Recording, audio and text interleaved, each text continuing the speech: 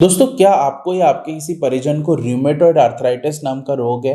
क्या rheumatoid arthritis की दवाई लेने के बावजूद आपका एकदम से दर्द बढ़ जाता है? वो एकदम से बढ़ने वाले दर्द को हम फ्लेयर अप्स बोलते हैं। ये फ्लेयर अप्स रूमेटॉइड आर्थराइटिस में क्यों होते हैं? इसे कैसे डायग्नोज करें और कैसे ट्रीट करें? ये जानने के लिए इस वीडियो को अंत तक देखिए।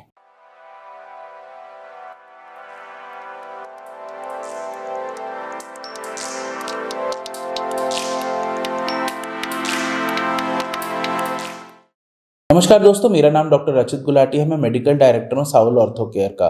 दोस्तों, रूमेटॉइड आर्थराइटिस रोग की अगर बात करें तो 20 से 40 साल की उम्र में ये सबसे कॉमन आर्थराइटिस होता है। यंग एडल्ट्स में होता है। फीमेल्स में ऐसा देखा जाता है 2 से 3 गुना ज्यादा होता है मेल्स के कंपैरिजन में। रूमेटॉइड आर्थराइटिस के अंदर अगर हम बात करें तो ये एक ऑटो इम्यून डिजीज है, यानी हमारा खुद का इम्यून सिस्टम या रोग प्रतिरोधक क्षमता जो होती है वो खुद ही के जोड़ों के खिलाफ एक्ट करने लग जाती है कुछ जेनेटिक फैक्टर्स की वजह से, जिसकी वजह से हमारे हाथों के, कलाई के, कंधे का, घुटने का, एड़ी का जोड़ फूल जाता है, सूजन आ जाती है, दर्द हो जाता है, लालिमा हो जाती है, जकड़न हो जाती है। सुबह सो के उठने के बाद अर्ली मॉर्निंग स्टिफनेस रहती है जो 1 घंटे से ज्यादा लास्ट करती है। रूमेटॉइड आर्थराइटिस को जल्दी से डायग्नोज करना बहुत जरूरी होता है, नहीं तो ये हमारे जोड़ों में विकृतियां पैदा कर सकता है, हमारे रोजमर्रा के काम में बहुत ज्यादा अड़चन ला सकता है। इसलिए जल्दी से जल्दी डायग्नोज करने के लिए कुछ ब्लड टेस्ट जैसे कि CBC, ESR, CRP, rheumatoid factor, anti CCP इत्यादि और हाई रेजोल्यूशन अल्ट्रासाउंड से रूमेटॉइड आर्थराइटिस को जल्दी से डायग्नोज किया जा सकता है। इसके ट्रीटमेंट की अगर बात करें तो आजकल disease modifying anti rheumatic agents यानी कि डीमार्ड्स बहुत इंपॉर्टेंट ट्रीटमेंट होता है। कुछ बायोलॉजिकल इंजेक्शंस भी होते हैं जो कि रूमेटॉइड आर्थराइटिस में दिए जाते हैं।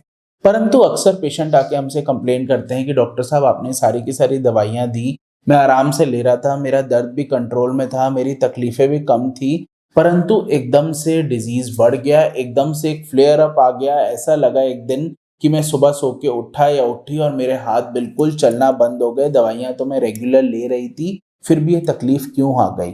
तो इसको हम फ्लेयर अप्स बोलते हैं। फ्लेयर अप्स की अगर बात करें तो रूमेटॉइड आर्थराइटिस के 25 से 30% पेशेंट्स में ऐसा देखा जाता है कि उनको साल में 1 से 2 बार फ्लेयर अप्स होते हैं।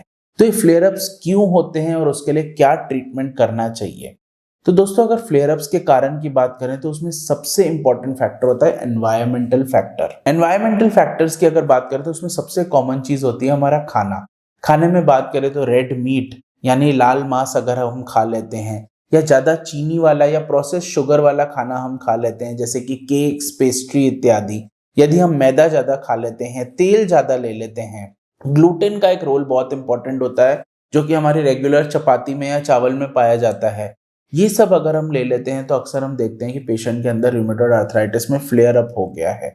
अल्कोहल की वजह से, स्मोकिंग की वजह से भी फ्लेयर अप हो सकता है। वेदर चेंज के साथ भी फ्लेयर अप हो जाना बहुत कॉमन है।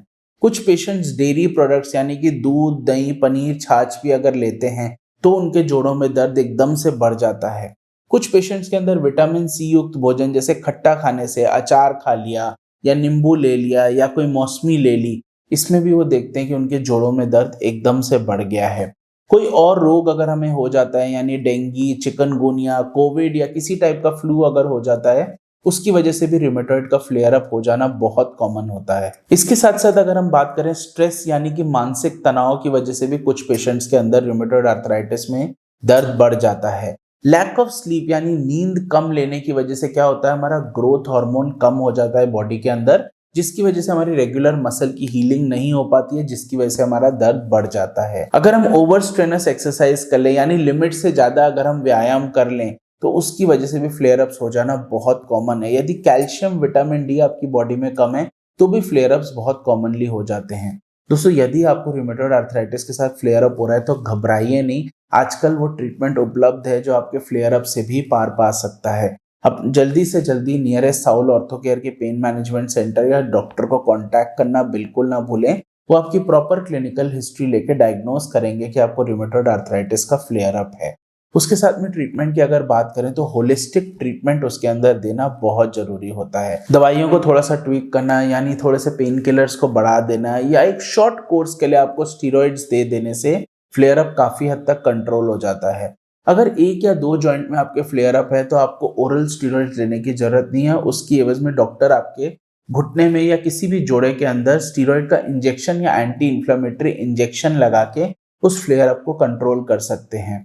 डाइट का एक इंपॉर्टेंट रोल रहता है फ्लेयर अप में। एंटीऑक्सीडेंट, एंटी इंफ्लेमेटरी डाइट लेना बहुत जरूरी है। आपके जो डीमार्ट्स या जो बायोलॉजिकल्स या जो भी आपका रूमेटॉइड आर्थराइटिस का ट्रीटमेंट चल रहा है उसको चेंज करने की बिल्कुल भी दरकार नहीं है फ्लेयर अप्स के दौरान।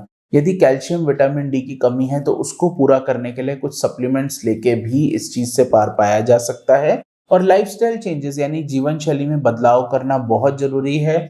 अगर आप स्ट्रेस्ड है तो आप योगा, मेडिटेशन से अपने स्ट्रेस को कम कर सकते हैं। यदि आपको नींद बराबर नहीं आ रही है तो आप प्रॉपर स्लीप हाइजीन मेंटेन करके अपनी नींद को ठीक कर सकते हैं। खाने पीने में वो चेंजेस कर सकते हैं और थोड़ी बहुत रेगुलर अपनी फिजिकल एक्टिविटीज को भी आप परफॉर्म कर सकते हैं। यदि ठंड की वजह से आपके फ्लेयर अप आ गया है तो आप दस्ताने या जुराबे पहन के उस चीज को भी कंट्रोल कर सकते हैं। तो दोस्तों, आशा करता हूँ आपको ये वीडियो पसंद आए। रूमेटॉइड आर्थराइटिस बहुत कॉमन है हमारे देश में और काफी कॉमनली हम देखते हैं कि रूमेटॉइड आर्थराइटिस के पेशेंट में दर्द एकदम से बढ़ गया जिसकी वजह से वो घबरा जाते हैं, परंतु ये रेगुलर फ्लेयर अप्स हैं। आपको जल्दी से जल्दी डॉक्टर को कांटेक्ट करना चाहिए।